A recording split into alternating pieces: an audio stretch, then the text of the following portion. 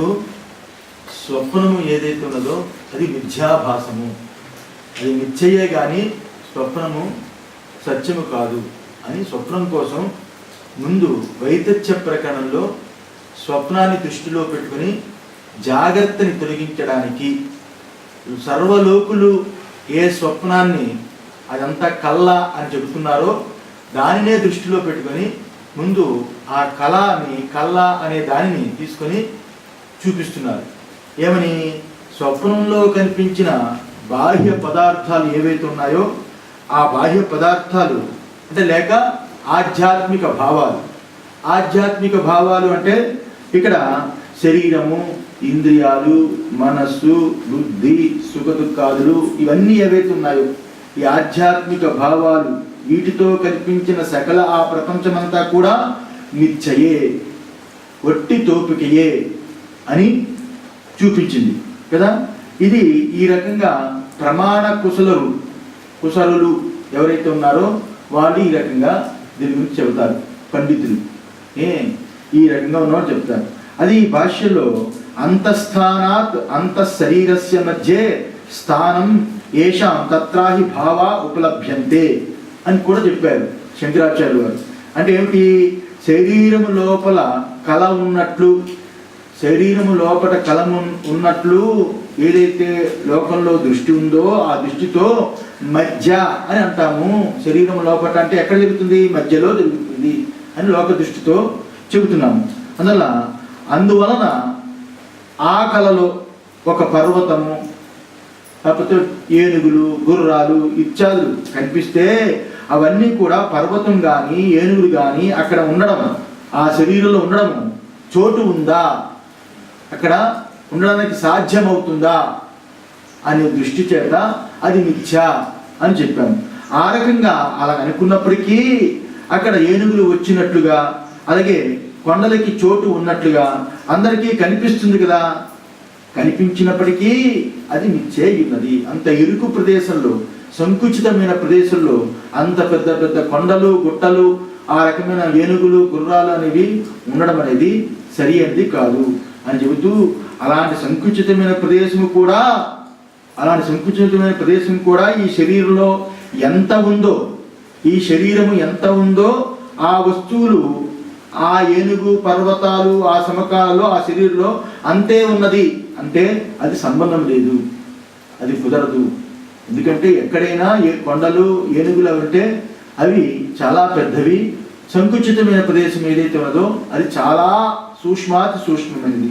అందువల్ల ఆ రకంగా చూసుకున్నా అది మిథ్యాభాసమే అని చూపించి ఇక్కడ సంశయాన్ని రేకెత్తించాడు.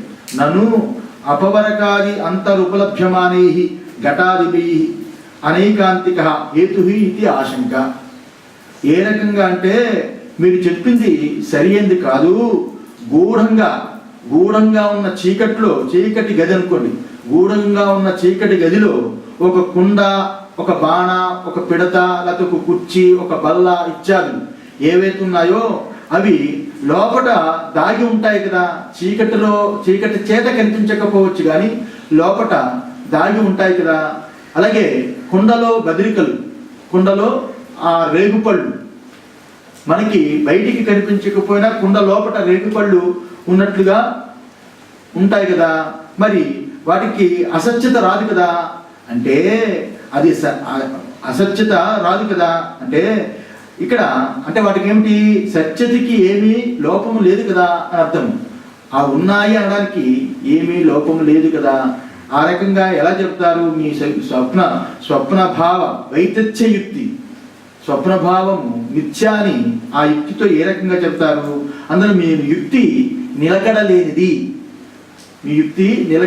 అనైకాంతిక, నిలకడలేనిది అని చెప్పాడు. దానికి సమాధానం ఏం చెప్పాడు? సంవృతత్వేన హేతున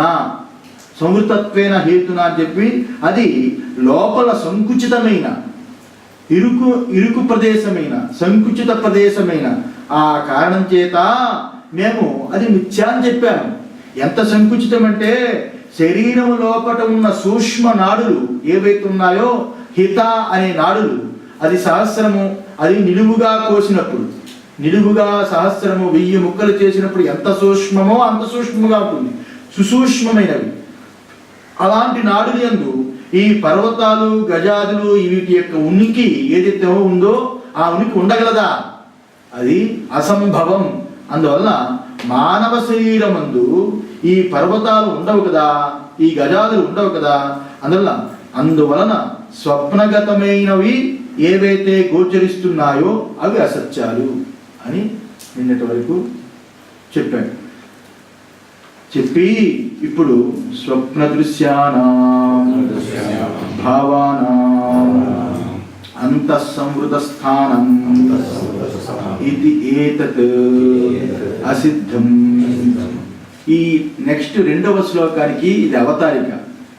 ఏమంటున్నాడంటే స్వప్న దృశ్యానాం భావానాం, స్వప్న దృశ్యమైన పదార్థములు, భావములు అంటే ఇక్కడ పదార్థములు, స్వప్నములో కనిపిస్తున్న పదార్థములు ఏవైతే ఉన్నాయో అంతఃసంవృత స్థానం ఇది, అవి లోపట సంకుచితమైన స్థానముతో, సంకుచితమైన స్థానం అంటే నాడీ స్థానం, నాడీ స్థానముతో అవి నాడీ స్థానంలో సంచరిస్తాయి కదా, నాడీ స్థానములో సంచరించే స్థానమై ఉన్నాయి, నాడుల యందు సంచరించే స్థానమై ఉన్నాయి.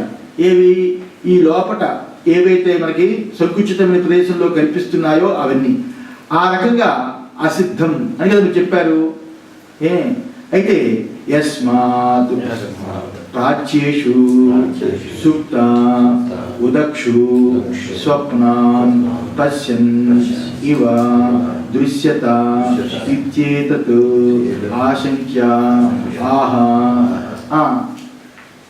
అలా చెప్పారు కదా, అది అసిద్ధం, అది సరికాదు. ఎందువల్లంటే స్వప్నంలో కనిపించే పదార్థములు ఏవైతే ఉన్నాయో అవి లోపల సంకుచితమైన స్థానములు అంటే నాడీ స్థానములు. వాటిలో ఈ యొక్క పర్వతాలు గజాలు అవి సంచరిస్తున్నట్టుగా, పర్వతాలు అక్కడ ఉన్నట్టుగా, గజాదులు ఇవన్నీ సంచరిస్తున్నట్టుగా ఏదైతే చెప్పారో అది సరికాదండి. ఎందువల్లంటే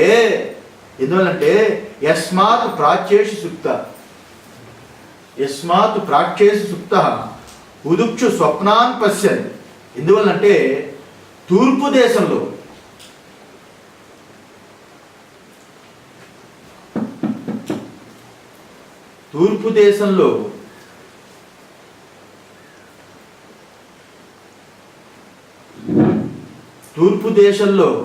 అంటే తూర్పు దేశంలో నిద్రించిన